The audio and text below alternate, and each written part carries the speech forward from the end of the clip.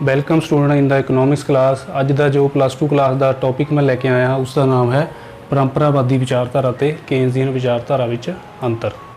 बच्चों ये दोवें विचारधारा हैं जो ये अलग अलग समय के दित्तियां हुई सन। जी परंपरावादी विचारधारा है वो पहला दित्ती हुई सी।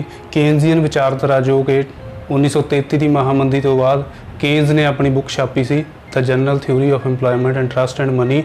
उस इन्हें अपने अलग विचार दिते सन परंपरावादी विचारधारा देने वाले अर्थशास्त्रियों तो। सो सब तो पहला असीं शुरू करते हाँ परंपरावादी विचारधारा।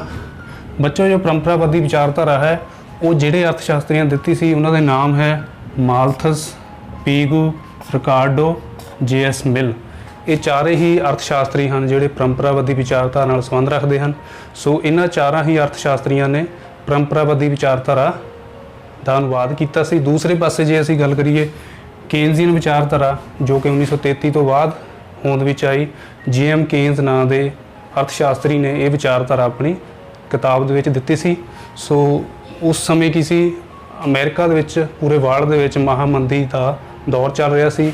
उस महामंदी चों निकलण दे लई JM केन्स ने अर्थशास्त्री विचारधारा दित्ती सीगी जिन्हों आपां केन्जियन विचारधारा का नाम दिंदे हां। सैकेंड पॉइंट जिहड़ा आ परंपरावादी विचारधारा के जिहड़े समर्थक सीगे माल्थस, पीगू, रिकार्डो, मिल होनी इन्हीं मुक्त अर्थव्यवस्था की गल कीती सी। मुक्त अर्थव्यवस्था की हुंदी है? मुक्त अर्थव्यवस्था वो अर्थव्यवस्था हुंदी है जिस दे विच सरकार की कोई भी दखलअंदाजी नहीं हुंदी। ये तुहानूं एक नंबर के लिए क्वेश्चन पूछा जा सकता है कि मुक्त अर्थव्यवस्था तो की भाव है। मुक्त अर्थव्यवस्था तो की भाव है वो अर्थव्यवस्था जिस दे विच सरकार की कोई भी दखलअंदाजी नहीं हुंदी। उत्पादन, उपभोग, निवेश आदि जिहड़े भी आर्थिक क्रियावां हैं ये सरकार की जगह निजी फर्मां, निजी उद्यमियों के हत्थों में होंदियां हैं।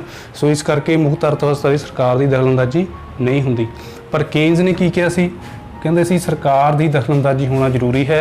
अर्थव्यवस्था के विच जदों मंदी का दौर आता है, जां निवेश घट हुंदा है, जां रोजगार घट लोगों को मिलता है, बेरोजगारी फैल जाती है, उस स्थिति में की सरकार नूं दखलअंदाजी करनी पैंदी है निवेश अते उत्पादन के विच वाधा करने के लिए। सो केन्स विचारधारा के समर्थक की कहते हैं कि सरकार की दखलअंदाजी अर्थव्यवस्था में होनी चाहिए है। परंपरावादी विचारधारा वाले जिहड़े अर्थशास्त्री वो की कहते हैं कि सरकार की कोई दखलअंदाजी नहीं होनी चाहिए, कि अर्थव्यवस्था मुक्त होनी चाहिए है। परंपरावादी विचारधारा का एक होर पॉइंट है ये परंपरावादी विचारधारा वाले की कहते हैं कि अर्थव्यवस्था के विच पूर्ण रोजगार की हालत सुधारन पाई जाती है। पूर्ण रोजगार की हालत तो भाव है कि अर्थव्यवस्था विच जिहड़े लोग काम करना चाहते हैं वर्तमान मजदूरी दर से उन्होंने आसानी नाल काम मिल जाता है। उस हालत में असीं कहांगे पूर्ण रोजगार। तो परंपरावादी विचारधारा के समर्थक ही कहते सी कि अर्थव्यवस्था विच पूर्ण रोजगार की सधारण हालत पाई जाती है।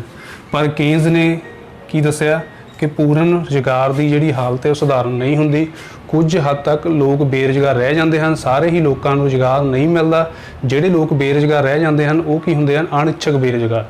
सो केन्स ने की दस्सिया कि पूर्ण रोजगार की हालत सधारण नहीं पाई जाती, जबकि परंपरावादी विचारधारा वाले की कहते हैं कि पूर्ण रोजगार की हालत जिहड़ी है सधारण अर्थव्यवस्था विच पाई जाती है।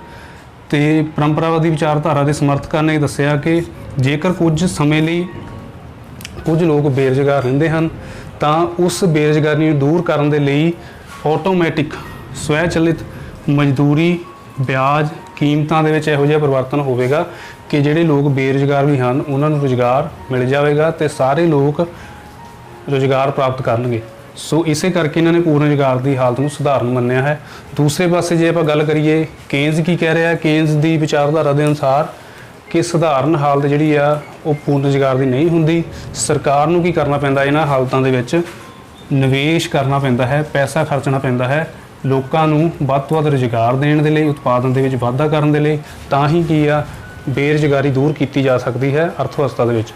सो ये जिहड़े 4-5 पॉइंट हैं असीं जो डिस्कस किए हैं इन्हां तो साडा क्लीयर हो जाता है कि परंपरावादी विचारधारा ते केन्जियन विचारधारा विच की अंतर है। बच्चों ये क्वेश्चन तुहानूं 4 नंबर दे विच अंतर के तौर पर पूछा जा सकता है। 2 नंबर दे विच सिंपल परंपरावादी विचारधारा का अर्थ दसो, तुसीं ये सारा पॉइंट नूं एक्सप्लेन कर देना है। जे केन्जियन बारे पूछते हैं तो केन्जियन विचारधारा के पॉइंट्स नूं असीं लाइनस दे विच कन्वर्ट करके पूरा लिख सकते हैं। तो 1 या 2 नंबर लिए तुहाडे कोल क्वेश्चन पूछा जा सकता है ਅਤੇ ਮੁਕਤ ਅਰਥਵਿਵਸਥਾ ਤੋਂ ਕੀ ਭਾਵ ਹੈ? ਮੁਕਤ ਅਰਥਵਿਵਸਥਾ ਉਹ ਅਰਥਵਿਵਸਥਾ ਜਿਸ ਦੇ ਵਿੱਚ ਸਰਕਾਰ ਦੀ ਕੋਈ ਵੀ ਦਖਲਅੰਦਾਜ਼ੀ ਨਹੀਂ ਹੁੰਦੀ। ਉਤਪਾਦਨ ਉਪਭੋਗ ਜੋ ਵੀ ਆਰਥਿਕ ਕਿਰਿਆਵਾਂ ਹਨ ਉਹ ਨਿੱਜੀ ਫਰਮਾਂ, ਸਰਕਾਰ ਨੇ ਉਹ ਆਮ ਲੋਕਾਂ ਤੱਕ, ਨਿੱਜੀ ਪ੍ਰਾਈਵੇਟ ਉਦਮਾਂ ਤੱਕ ਦੇ ਉੱਪਰ ਕੀ ਆ ਉਹ ਸੁੱਟ ਦਿੱਤੀਆਂ ਜਾਂਦੀਆਂ ਹਨ। ਉਹੀ ਫੈਸਲੇ ਲੈਂਦੇ ਹਨ ਕੀ ਪੈਦਾ ਕਰਨਾ, ਕਿਵੇਂ ਪੈਦਾ ਕਰਨਾ। ਇਹ ਸਾਰੇ ਹੀ ਫੈਸਲੇ ਨਿੱਜੀ ਉਦਮਾਂ ਲੈਂਦੀਆਂ, ਸਰਕਾਰ ਦਾ ਕੋਈ ਵੀ ਕੰਟਰੋਲ ਨਹੀਂ ਹੁੰਦਾ। ਸੋ ਅੱਜ ਦੇ ਇਸ ਟੌਪਿਕ ਦੇ ਵਿੱਚ ਵਿਦਿਆਰਥੀਓ ਅਸੀਂ ਕੇਨਜ਼ੀਅਨ ਵਿਚਾਰਧਾਰਾ ਅਤੇ ਪਰੰਪਰਾਵਾਦੀ ਵਿਚਾਰਧਾਰਾ ਦਾ ਅੰਤਰ ਨੂੰ ਕਲੀਅਰ ਕੀਤਾ ਹੈ। ਉਮੀਦ ਹੈ ਤੁਹਾਨੂੰ ਅੱਜ ਦਾ ਜਿਹੜਾ ਟੌਪਿਕ ਹੈ ਸਮਝ ਆ ਗਿਆ ਹੋਵੇਗਾ। ਸੋ ਅੱਜ ਦਾ ਟੌਪਿਕ ਪੜ੍ਹਨ ਦੇ ਲਈ, ਵੀਡੀਓ ਨੂੰ ਦੇਖਣ ਦੇ ਲਈ ਤੁਹਾਡਾ ਬਹੁਤ ਬਹੁਤ ਧੰਨਵਾਦ। ਥੈਂਕਸ।